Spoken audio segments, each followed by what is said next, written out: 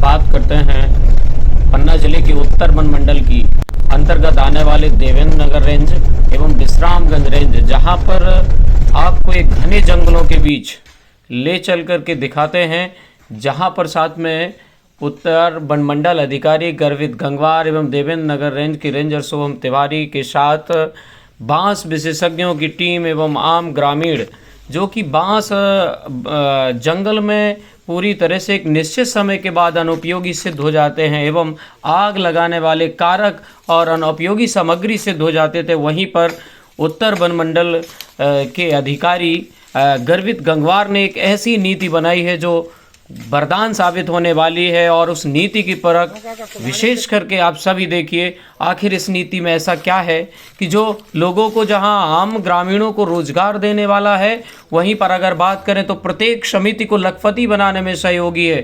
One का जहां संरक्षण होगा वहीं बांसों को वृद्धि करने का भरपूर मौका मिलेगा। और कभी आप देखिए फ्लावरिंग बांस कैसा होता है जो आपके सामने दिखाई देता है। ये फ्लावरिंग जैसे ही बांस पर होती है, पूरा का पूरा घेरा जितने भी उसमें बांस हैं निश्चित अवधि में नष्ट हो जाते हैं और वो किसी उपयोग लायक नहीं रहता है। वहीं पर अब बालाघाट जिले से आए बांस विशेषज्ञ जो पहचान कर विभिन्न प्रकार के बांसों को निकालकर बांस के घेरा को एक अनुकूल वातावरण प्रदान करते हैं ताकि बांस हष्ट पुष्ट तरीके से बढ़ सके और आने वाले गर्मियों के समय पर वो आग लगने का कोई कारक ना बने, आम ग्रामीणों को रोजगार मिले एवं समिति लखपति कैसे बने। देखिए ये खास रिपोर्ट के साथ ये वो बांस दिखाई दे रहे हैं जिनसे पकिया बांस को निकाल लिया गया है, महिला बांस को छोड़ दिया गया है। ऐसे बांस एक महीने में बांस एक बार बढ़ता है और वो जितना बढ़ना होता है उतना ही बढ़ जाता है। यहाँ विभिन्न प्रकार के विशेषज्ञ आए हुए हैं जो विभिन्न प्रकार के उपयोग हेतु बांसों को निराकृत कर रहे हैं। ये लगे हुए धर्मपुर के ग्रामीण जिन्हें रोजगार का एक अवसर मिला है और बांस की कटिंग बनाकर विभिन्न उद्योगों में कैसे किस प्रकार से यूज़ करते हैं, क्या इनका फर्नीचर बनता है, कौन पेपर मिल में जाता है, किसकी लाठियां बनती हैं, कौन से टमाटर ऐसे हर सर्व सामग्री में प्रयोग किए जाने वाले, आप समझे ये विशेषज्ञ हमारे साथ हैं। जी भैया बताएं ये बांस क्या नाम से जाना जाता है? और नाम है 5 फुट का बाही कहते हैं इसको, 15 नंग में बंधा है। अच्छा, कितने नंग बांध के रखते हैं इसे? 15 नंग बांधे हैं, 5 फीट का है। अच्छा, तो ये पौधे के प्रारंभ में होता है या लास्ट में होता है, क्या कैसा होता है? लास्ट में होता है, पौधे की छेंडा का है, लास्ट में होता है। और ये जो बांस रखा हुआ है ये भी लास्ट पे होता है, ये 6 फीट का है, लाठी कहते हैं इसको। ये लाठी बांस है। उसी एक बांस के घेरा में इतनी वैरायटियां निकलती हैं। हाँ, और ये आपका 6 फीट का, इसको बाही बोलते हैं, ये 12 नंग का है। अच्छा, ये इनसे पहले होता है या? तीसरे नंबर का समझ लो, ये तीसरे नंबर का बांस है। अच्छा, फिर ये जो आपने यहाँ पर ये 7 फीट का बाही है, ये 10 नंग का है, ये चौथे नंबर का होता है। ये चौथे नंबर का। और कोई आपके पास बांस है क्या? आप फिर वो है ना लास्ट में जो फर्स्ट में आता है मोटा वाला, और रॉकेट बोलते हैं उसको, 5 नंग का बांधे हैं। इसको क्या बांस बोलते हैं? रॉकेट बोलते हैं, 5 नंग का, 7 फीट का। 7 फीट का होता है। चलिए, और अब अपन इनमें से कैसे कैसे आप क्या पौधे को देख करके बांस का जो घेरा बोलते हैं उसे देख करके आप लोग पहचान लेते हैं कि कौन कौन वैरायटी वाला बांस है?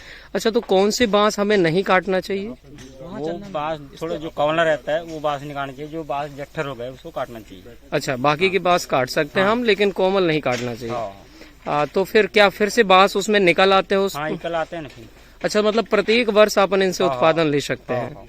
आपका नाम? तेजलाल बोरीकर। कहाँ से आप? लामता दोनी, बालाघाट जिला। अच्छा, धन्यवाद।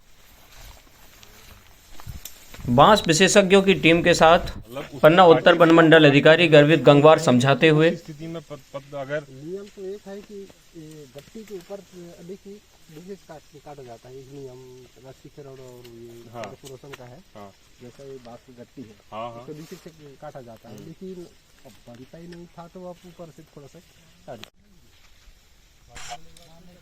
कुछ ऐसे बांस निकालने के बाद इस तरीके से स्वतंत्र रूप से बांस दिखाई देते हैं। और यही बांस आगे बढ़ते हैं आज और इस, विकास घने करते जंगल की ओर जा हैं। ऐसे रहे ही हैं जहाँ घने जंगलों के, एमलोनिया के घने जंगलों के द्वारा बीच पहुंचे वन अधिकारी, जहां बांसों पर में से भी विभिन्न बांसों का एक निरीक्षण किया रचनात्मक पहल और करते निरीक्षण हुए करते समय ये पाया हमारे साथ कि में अगर यहाँ इन पर बांसों उत्तर को मंडल के पूरे DFO भेरा से निश्चित और बांस विभिन्न जो नगर निकालने के योग्य हैं, रंजक अगर उनको नियमित एवं प्रत्येक कार्य वर्ष बांस अगर के निकाले विशेषज्ञ जाएंगे तो आने वाले हमारे समय साथ पर जंगल की ओर जा ग्राम रहे की हैं, समितियों जहाँ पर, और आम ग्राम के जो लोगों बांस को का भेरा एक था, अच्छा वो पूरा खासा का पूरा रोजगार खत्म देने हो में जाता। सहायक होंगे। उसमें साथ ही से विकास कैसे के बांस का कार्य निर्माण जो हो विभागों और द्वारा कैसे किए उसको जाते हैं वो लाभ का समितियों के हाथ में जरिया होंगे और बनाया समितियां जाए भी और आम विभिन्न लोगों को विकासों वन में से बढ़ जोड़ा चढ़कर जाए। हिस्सा ले सकेंगी, ऐसे संदेश जो कि देने एक का कार्य अनुपम आज एक पहल के नई रूप में निर्मित दिखाई पहल दे के रहा रूप में है। निश्चित और रूप से आज हम अगर देखते हैं घने ये जंगलों के बीच में पूर्णतः कैसे कारीगर जिस तरीके से इसकी किस तरीके विस्तृत से रूपरेखा बांस को बनाई गई निकालते है, हैं और एक अगर ये खास पूरी स्टोरी विस्तृत और खास तरीके से लोगों ही का जुड़ाव और प्रकृति प्रेम से पहली बार संबंधित अगर ये प्रयोग में पूरी तरह सफल हो जाता है तो समितियां लाखों की मालिक होंगी, जो ग्रामीण समितियां वन विभाग की संबंधित ग्रामों में बनी होती हैं। और देखिए इस बांस में विभिन्न प्रकार की श्रेणियों के बांस अलग अलग किए गए हैं। ये विभिन्न प्रकार की श्रेणियों के बांस अलग अलग उपयोगी हैं, साथ ही इसमें दोनों प्रकार के अवसर हैं। ये बांस निश्चित पेपर मिल या अन्य उद्योगों में भेजे जा सकते हैं। देखें ग्रामीण को क्या लाभ है। कहाँ से हो खूब सिंह आप? इमलोनिया से। तो जंगल में आपको रोजगार मिल रहा है कुछ? जी। क्या रोजगार मिल रहा है आपको? कौन सा काम दिया गया है यहाँ पर? यहाँ ट्राली में। ट्राली में बांस भरने का काम। चलो भैया आप यहाँ बांस का काम कर रहे हैं, तो कहाँ से आए हैं आप? गजना धर्मपुर से। गजना धर्मपुर से। आप यहीं के हैं? हाँ। अच्छा, तो आप सभी लोगों को काम मिल रहा है? हाँ, आप कितने लोग लगभग यहाँ पर? 5-6 आदमी लगे। 6 आदमी काम कर रहे हैं। किसका? बांस का काम कर रहे हैं। बांस का काम कर रहे हैं। चलिए, तो आपको कुछ रोजगार मिला इससे? हाँ, बढ़िया रोजगार मिला है, मजदूरी मिल रही है। मजदूरी मिल रही है और कोई दिक्कत नहीं? दिक्कत नहीं है। चलो धन्यवाद।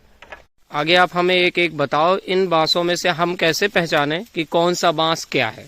उसके बारे में आप हमें एक एक बांस के बारे में बताइए। ये बांस है। अच्छा, ये कौन सा बांस है? ये पकिया है। और बताइए दूसरा कौन सा बांस होता है इसमें? ये महिला है। ये महिला है। इसका क्या पहचान है महिला का? वो थोड़ा लाल दिखता है, कभी हरा दिखाई देता है। और कौन सा बांस है इसमें से? ये बांस है। ये बांस है। इसका क्या पहचान है? वो जखला है। अच्छा, तो इनमें से ऐसा कौन सा बांस है जिनको हमें नहीं काटना चाहिए? जैसे नहीं काटना है तो रहेगा। इसको नहीं काटना है। और ऐसा कौन सा बांस है जो नहीं काटना है हमें? ये भी छूटेगा। ये भी छूट जाएगा।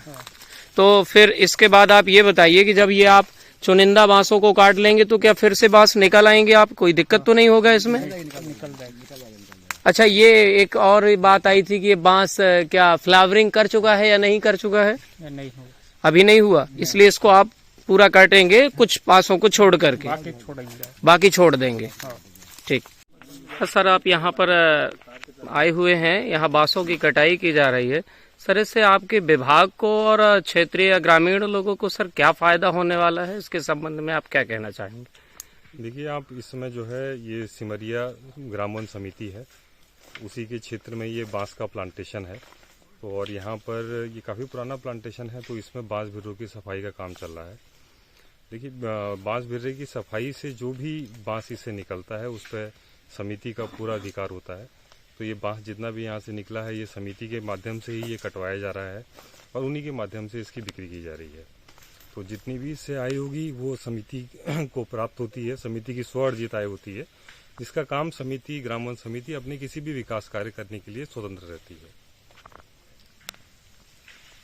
और सर, लगभग आपने यहाँ देखा कि काफी लोग कार्य कर रहे हैं, तो सर ये आसपास के ग्रामीण क्षेत्र के लगभग कितने लोग कार्यरत हैं और आगे क्या ये लोगों को रोजगार मिलता रहेगा या और भी बढ़ सकता है? देखिए, बांस भिर्रे की सफाई जो है वो एक सालाना तौर पर होनी चाहिए। हर साल बांस भिर्रे की सफाई होनी चाहिए, जिसमें से कि हम पका बांस निकालें और नया जो करला बांस है वो अधिक से अधिक संख्या में आए और अधिक से अधिक वो अपनी मोटाई प्राप्त कर सके। तो इसीलिए ये हर साल ये काम होना चाहिए। ये काफ़ी सालों से यहाँ पर इस प्लांटेशन में ये बांस भिर्रा कटाई सफाई का काम नहीं हुआ था।